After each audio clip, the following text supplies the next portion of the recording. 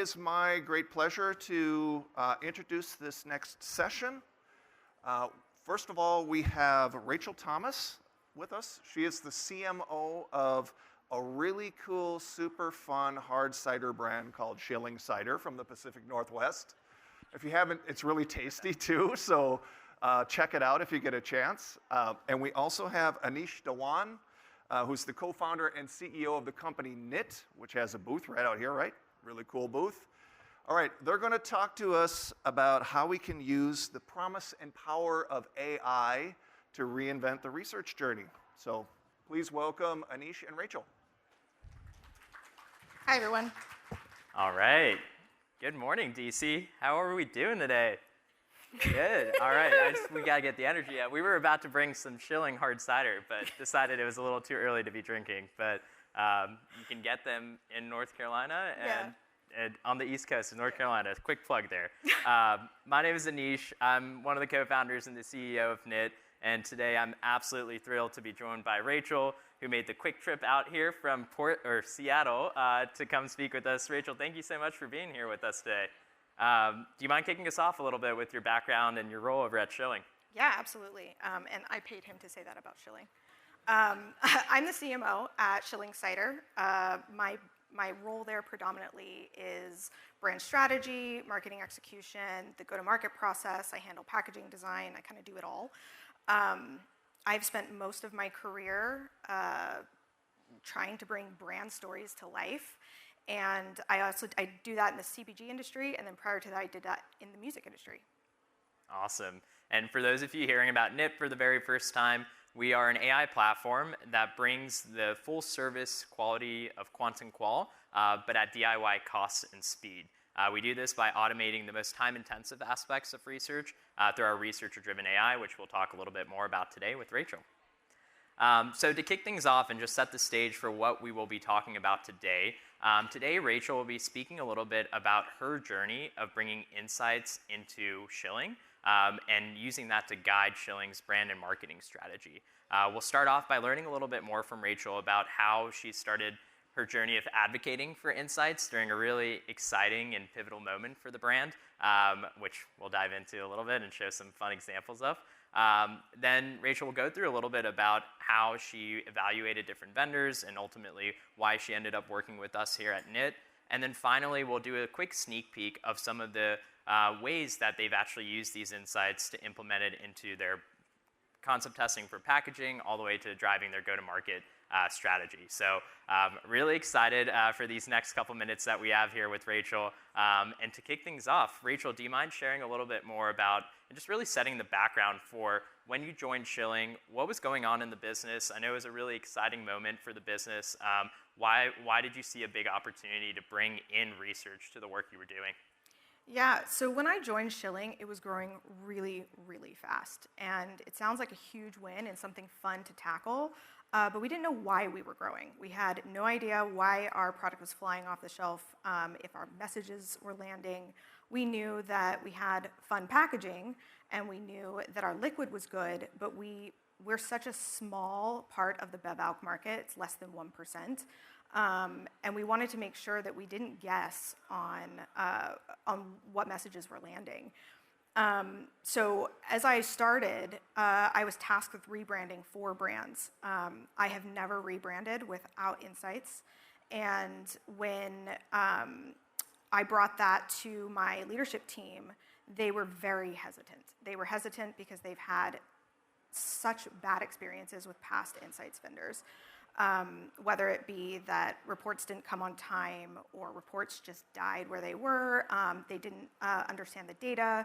And after a while, I was able to really get them to understand that if we wanted to do this right and cheaper, we had to invest up front and start the insights. So that's a big task, right?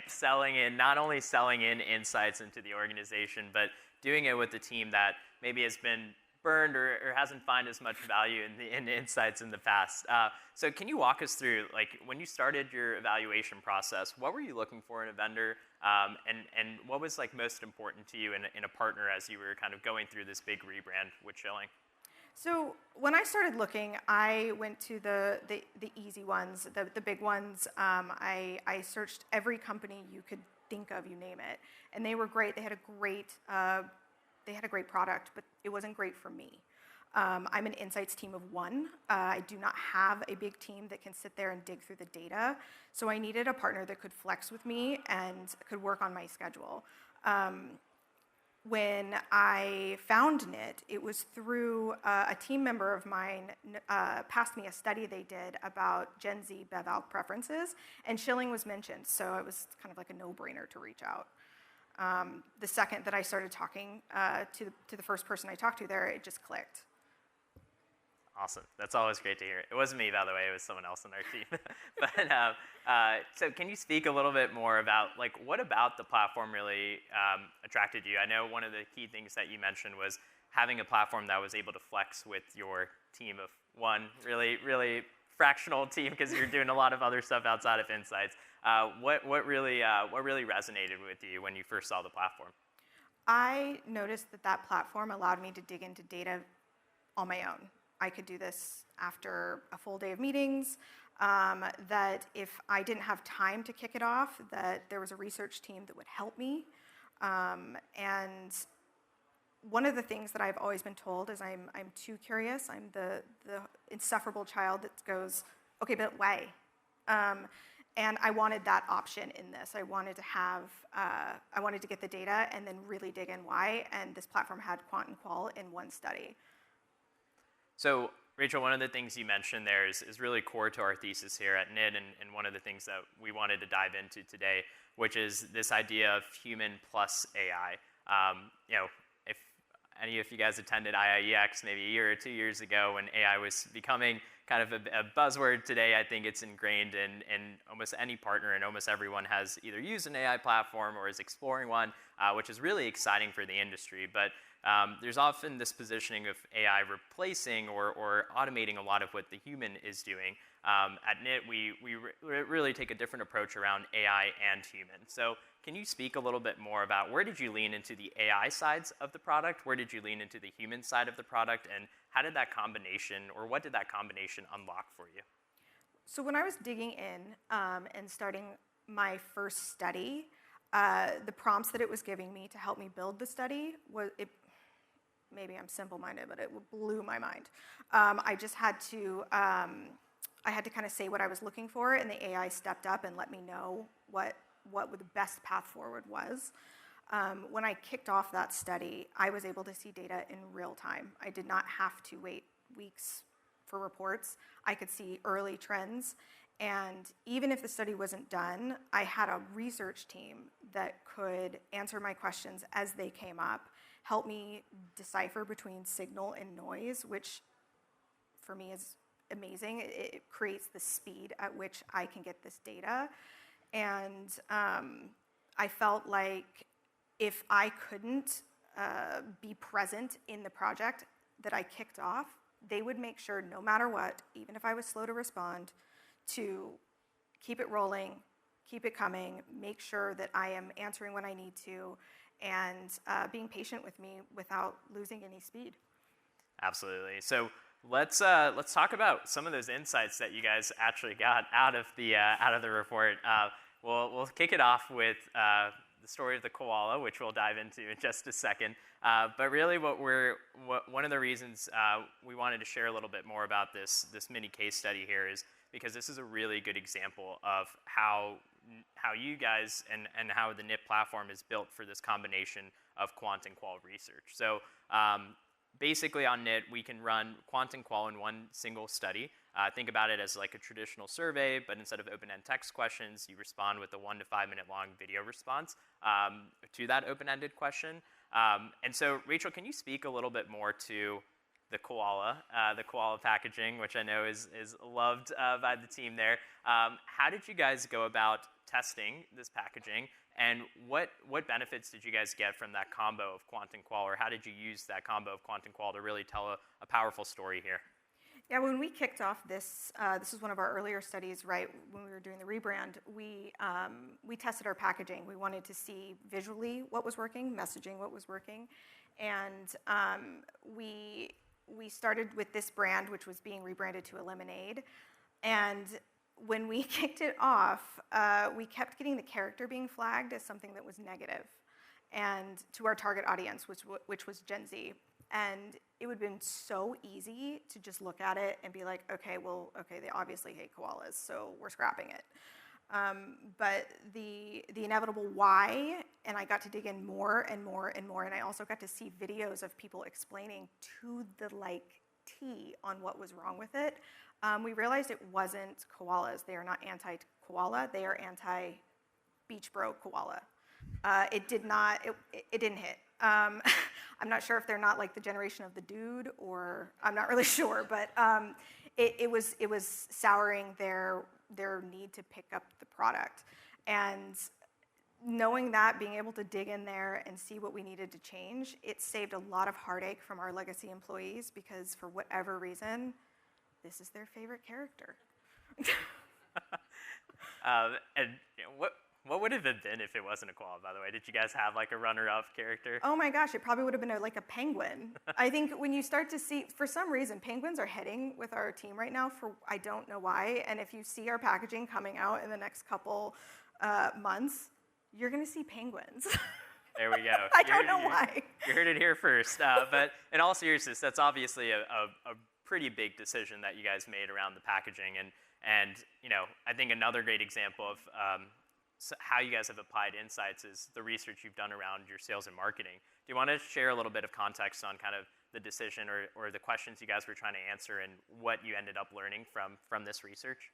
Yeah, so with a lean team comes a lean budget for marketing, and we wanted to see how the consumers were finding Schilling, and what we learned really early was that nearly 50% were finding it through in-store displays, which was huge for us. Not just because it's something our sales team can execute well, but the marketing team has such a fun time building out displays. It's where we can really be the weird brand that we are. So we doubled down on investment there, and we got bigger displays.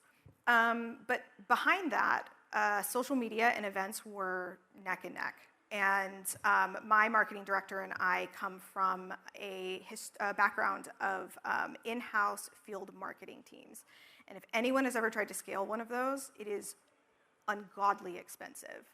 It's headcount, it's operational overhead, it's event kits, event fees, travel, et cetera, and it doesn't scale fast. Whereas social media, obviously expensive as well, but it scales differently, and it scales fast. And that was something that our team, our lean team, could execute and execute well. We didn't lose our in-house field marketing team. We were actually able to give them even more budget by pivoting this. So when we leaned into socials, we leaned in really hard. And I'm super stoked to say that last week I turned in a report to my executive leadership team that it's working. Like, we are seeing huge gains in that.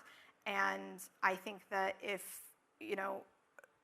we didn't just, this data didn't just give us a direction, it made the decision for us.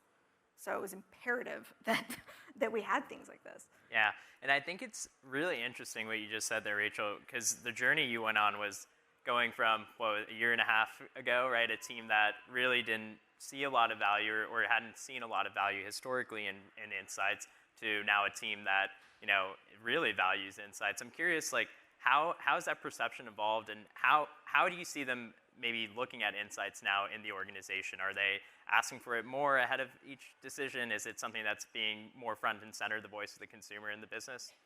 Absolutely. It's my favorite thing to hold over their head. I love being able to say, I told you so.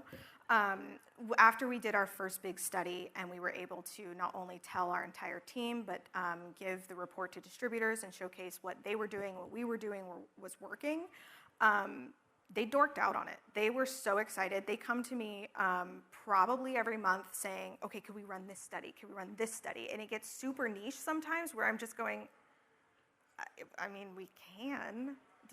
That's what you want to, okay, sure. And then we find some really great data, and they dork out over it. So I feel like what was cool is that the ease at which I could execute it, which is what they were really worried about, was that potentially the team of one, moonlighting as an insights professional, which I wouldn't be able to keep it rolling. I wouldn't be able to maximize that investment. They found it very useful, and now they really even nerd out on gut checking data with sales data. So you can see that correlation, which makes them very excited. Yeah, so they're into it. Yeah, and that's what gets me most excited for our industry, right? Because ultimately, it led you guys to make more decisions that are based in customer data with the customer at the center of it. And with this combination of human and AI, if you can run more research because it's faster, it's cheaper, it's more scalable, thanks to AI and obviously the human expertise, ultimately it'll lead to a world where there's just more research being run and more products and services that we all get to enjoy, that we are all building and selling, are rooted in the customer. So we will end it on that note. We have a couple minutes here to answer any questions if you guys have any questions for Rachel. And thank you guys all for joining us today. Leave the technical questions to him. I tend to go stuff things. You know, the thing that does this thing? Yeah, thanks so much. That was really great. If you do have a question, you can go to the session here and add it here. I'll see it real time. I do have one question. It's very interesting to hear how you sort of convince the organization about insights and the value that they provide. Can you talk about your role as an intermediary, maybe as somebody who has worked with insights, who really understands how to think about it, how to communicate it? What did you maybe do differently that helped kind of usher in your vision for applying insights to the brand? Yeah, so I think, you know, we go back to that age-old, if it makes dollars, it makes sense. And I think one of the biggest things you can do to get your team on board with something like this is help them understand that when you throw spaghetti at a wall, you're wasting money because you have no idea if it's going to work.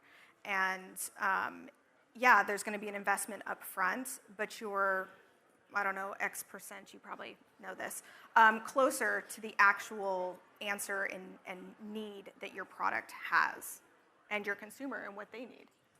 Great. One last question from the app. How are you turning insights into customer action that drives business outcomes? I mean, one of the things that we learned early as well is that any kind of call to action is getting people to pick the product off the shelf. It's difficult with BevAlc because you can't give away anything for free. You also can't have proof of purchase. You can't put that in. But we were able to leverage what they wanted, what they needed, and put that into play. And then another piece we just learned was where they, what sports they were drinking cider at, which is huge because historically it's always been like a soccer beverage. I don't know if that's coming over from England or what, but we learned that when we can take that data to a sponsorship, to the concessionaires at the stadiums, that they're more likely to want to pick you up and carry you. And when you get a stadium contract play, I mean, that makes a lot of money, a lot of sales. Great. Thank you so much. Please thank Rachel and Anish. NIT has a booth out here, so you can follow up with them there. Thank you so much. Thanks, everyone.